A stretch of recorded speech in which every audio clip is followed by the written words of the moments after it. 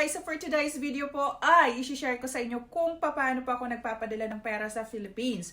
Isa lang naman ang pinagkakatiwalaan ko po na matagal ko na talagang ginagamit kapag nagpapadala po ako ng pera sa Pilipinas ay ang Orbit Remit. Super trusted ko na talaga sila ever since nung na-try ko ito. Ang isa sa pinakagusto ko dito ay kung magkano yung pinadala mo sa mga mahal mo sa buhay na halaga, ay yun din talaga mismo ang matatanggap nila. Wala pong kaltas. At ang mura pa po ng transfer fee. Ngayon, meron silang bagong feature na pwede ka na mag-send directly sa GCash number nila. At ang kagandahan, mas mura yung transfer fee niya. So kung first time mo, tuturo ko sa'yo from signing up hanggang sa pagpapadala ng pera at kung gaano katagal marirelease ka agad doon sa receiver po natin. Ihanda mo na yung valid ID mo. It's either your passport or driver license. Napaka-importante yon na nandyan naka-ready na kasi i-scan yon using your cellphone camera and also yung face mo. So, kailangan nakahanda ka rin. Baka naman kasi nakahubad ka pa. Napakadali lang talaga gamitin ang app na to. So, kapag first time lang naman, medyo mahirap po. Pero kapag na-try mo na, ay mabilis na lang. Create the transfer, send the payment, and then boom! Few hours later, matatanggap na ng padadalhan mo. So, let's go po! So first, kailangan i-download muna natin yung app, of course. At pwede rin po kayo magawa ng account sa inyong mga desktop, sa laptop nyo po. Pero dahil karamihan sa atin ay cellphone na po ang ginagamit, so ito po ang gagamitin natin ngayon. At kapag na-download na po natin yung app, ay mag-create na po tayo ng account. At sa pag-create po ng account, uulitin ko po, ihanda na po natin yung ating valid ID.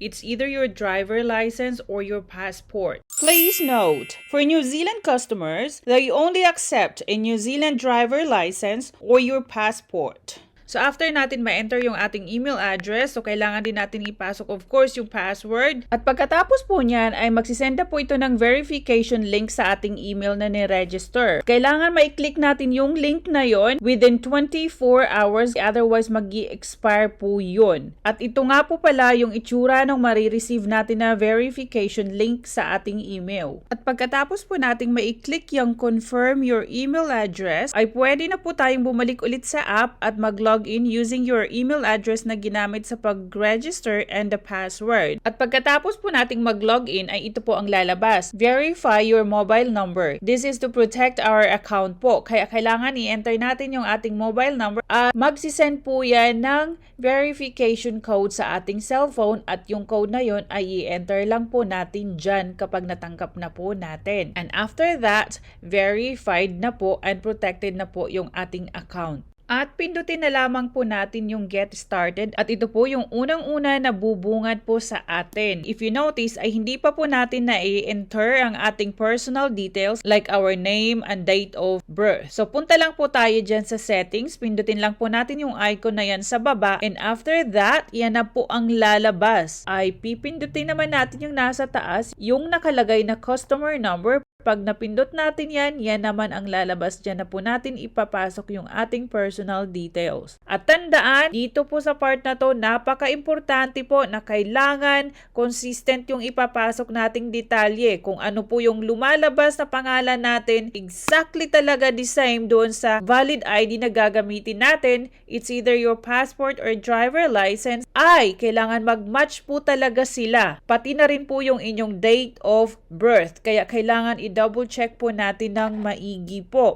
Please take note po na maaaring manghihingi rin po sila ng valid proof of address at kailangan po ay nakapangalan po ito sa kung ano po yung pangalan na ginamit nyo sa pag-create ng account dito sa Orbit Remit.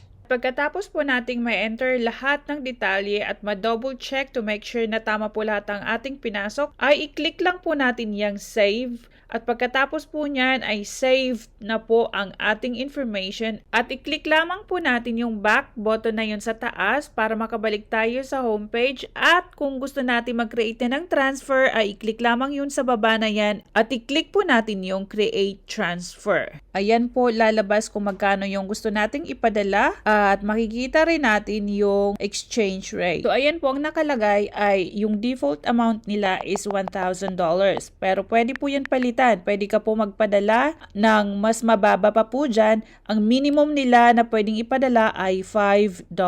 Kapag na-enter mo na yung amount na gusto mong ipadala, ay mamimili ka ngayon kung saan mo to ipapadala. It's either sa bank account, cash pickup, or GCash. At kapag na-finalize mo na kung magkano yung ipapadala mo, ay pipindutin mo lang yung make transfer. At pagkatapos po ay yan ang lalabas. Ngayon mamimili ka na kung sino yung padadalhan mo at kung saan mo ipapadala. It's either magpapadala ka sa sarili mong bank account o sa ibang bank account or business bank account, cash pickup, or GCash. So sa ngayon po, gusto kong itry yung GCash nila. Dati kasi madalas po ako nagpapadala sa cash pickup and my cousin is nagpapadala po siya sa bank account. Kapag napindot natin yung GCash, ayan na yung lalabas.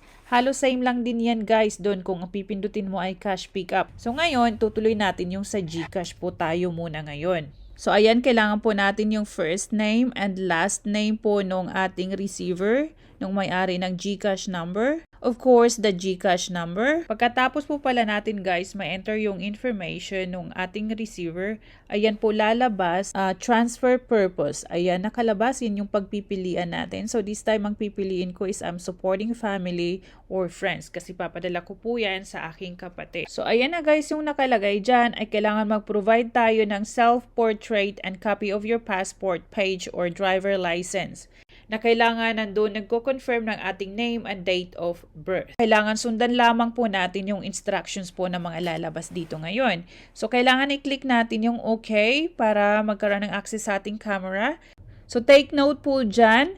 Nakalagay dyan, kailangan kung saan inisyo yung valid ID mo na gagamitin is yun yung bansa na pipiliin mo dyan. In my case, I will be using my driver license. Kailangan yung harapan muna ng driver license ang ating i-scan po sa camera. At kapag okay na po yung image, makikita naman natin kung readable ba siya, then click lang po natin yung continue. Kung hindi siya readable, palagay nyo malabo, kailangan i-click nyo po yung retake at uulitin nyo po yung proseso niyang pag-scan ng ID. And after that, same thing lang din, dahil driver license, so kailangan natin yung back nung driver license ID nyo, ayan, i-scan po natin ulit yun. So same process po dun sa harap po. Pag okay na, click continue and yun, proceed na tayo dun sa capture your face. Ito yung pinaka-tricky part kasi hindi mo alam kung paano i-anggulo yung camera sa mukha mo para makuha yung tamang yung hinihingi nila o yung requirement. So, ayan na nga po. Nagtatry ako. Kung napapansin nyo, hirap na hirap po talaga ako niyan. So, medyo nahirapan po ako dyan, pero ito pala yung pinaka-tip niya para tumama tayo talaga dyan sa pag-scan ng ating face. It says there that hold device at eye level. So, nang sinundan ko yan, ayan, pasok na nga talaga yung aking mukha sa frame. Kaya lang, ayan, still too far, kaya in-adjust ko ng konti and boom. Ayan na po, analyzing our biometric data and ina-upload na yung ating document. So, ganun lang naman pala siya kadali. Basta marunong ka lang po sumunod ng instructions po and successfully uploaded na po. We can now proceed dun sa pagpapadala po ng pera. At pagka-click po natin yung continue, yan po ang lalabas. So, confirm your transfer at yan na po, mamimili ka na kung papaano ka magbabayad ng inyong transfer. Meaning po, kung papaano mo babayaran yung pera na ipapadala mo sa Pilipinas, including the transfer fee sa Orbit Remit. So, ayan na po. Dalawa po ang paraan paano makapagbayad. It's either po through the bank or yung POLI na yan. Di ko pa po na-try yan. So, ang gagawin po natin dito ay magbabayad tayo using our bank account here in New Zealand. Yun ang gagamitin natin para makapagbayad tayo sa transfer nating ginawa. So, once po na-click natin yung fund with bank transfer, yan na po ang lalabas. So, whose account will you be making the payment from? From your own account or joint account. Ito po nakalagay po dyan na someone else account ay hindi po pwedeng gamitin pambayad. Yan po, napaka-importante na kaya kailangan meron ka talagang sariling bank account dito sa New Zealand na gagamitin mo pambayad or kung joint account man ito, kaya lang mapapatagalan siguro kasi kailangan mong mag-send sa kanila ng bank statement. In my case po, I'm gonna be using my own bank account po to pay the transfer. So, ayan po, lalabas po yung details ng Orbit Remit. So, make sure po na ma-enter natin ng tama yung bank details nila and also yung reference number po, which is, I think yun yung ating customer number. So, take note po, kailangan po yung gamitin talaga nating bank account ay exactly the same name po dun sa pangalan natin dito na ginamit sa pag-create ng account at doon sa ginamit nating valid ID. At pagkatapos po natin i-click yung completed na yan, ay ayan na po ang lalabas. Makikita natin yung status ng ating transfer. It says awaiting payment po. So, kailangan na natin mag-transfer ng ating bayad sa bank account ng Orbit Remit. May matatanggap din po tayong email. So, after po natin ma-transfer yung ating payment, so antayin na lang po natin yung mag-email ulit sila sa atin. Or pwede rin po natin i-check yung app. Makikita po natin doon yung progress ng ating transfer. Tulad niyan, kapag natanggap na nila yung bayad natin, it says there the processing funds. Ayan po, kung napansin nyo po, after 2 hours of sending our payment, ay ayan na po, pinaprocess na po nila yung ating funds. At makakatanggap rin po tayo ng ganitong email po. At makalipas lamang po ang ilang minuto ay ayan na po ang lumabas. Awaiting settlement na po, meaning ay pwede na pong pick upin or i-claim ng ating receiver. At pagkalipas po ulit ng ilang minuto ay ayan na po, funds paid na po, meaning po ay natanggap na po ng ating receiver. So dahil nga po sa GCash natin pinadala, so automatic na po ito pumasok sa kanilang GCash account. At makakatanggap rin po tayo as a sender ng ganitong email. At ang ating receiver naman po ay makakatanggap rin po ng ganitong text message po. Ibig sabihin lang po niyan ay pumasok na po sa kanilang GCash account ang pera. Ganon lang po siya kabilis. At pwede ka pa magpadala kahit nasa bahay ka lang o kahit nasaan ka, pwede po basta may internet. So ayun, napansin ko po, mas mabilis po pala talaga magpadala sa GCash po. Yun nga lang guys, may limit po ang pagpapadala ng pera through GCash up to 10,000 pesos lamang po per transaction. Ngayon, kung gusto nyo pong magpadala ng mas malaking halaga ay mas mainam po na piliin yung account type ay it's either bank account or cash pickup. Yung receiver nyo po, matatanggap nila yung pera either sa bank account nila or pipick upin nila sa mga remittances po. Meron po tayong listing din po ng kung saan pwedeng pick upin yung pera na padala nyo po. Guys, uulitin ko lang po, itong account na kinreate ko dito ay for demonstration purposes only po. Kasi bawal po talaga mag-create ng doble-dobling account.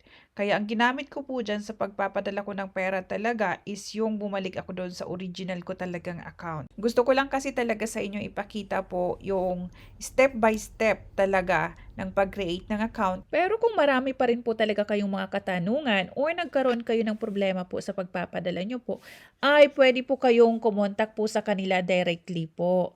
Ayan, punta lang kayo dyan ulit sa app, punta kayo sa settings ulit, under customer support, ay makikita nyo po chat with us. Napakabilis po talaga nila mag-reply. At syempre pa, pwede rin naman po tayong tumawag sa kanila kahit after New Zealand working hours na dahil may mga support team din naman silang sasagot ng ating mga inquiries or kung nagka-problema nga po tayo sa ating padala or pag-create ng account. So when it comes to processing times, take note po dito, kung magta-transfer tayo ng pera to a Philippine bank account, it will be completed po at matatanggap ito ng inyong recipient sa kanilang account on the same day as long as natanggap po ni Orbit Remit yung funds natin sa kanilang bank account. Kaya mas maganda po talaga kung mas maaga po tayo magbayad. And of course, as long as yung binigay nating recipient's account details are valid. So like for example, ang bank account number or the name nung bank account, kailangan tama po talaga. Kasi otherwise, yun po magkukos ng delay po. And another one is yung transfer payout amount is not more than 50,000 pesos. Kasi kung mas mataas po doon, ay makikredit po ito sa bank account ng ating receiver within 1 to 2 Philippine working days. At same thing din po, if you're going to transfer to a GCash account or cash pickup transfer, mapoprocess or mako-complete po kaagad yung transfer on the same day as long as natanggap po nila yung funds sa bank account nila kaagad and tama or valid yung recipient's details. Yan lamang po, maraming salamat po sa inyong panunood at see you when I see you!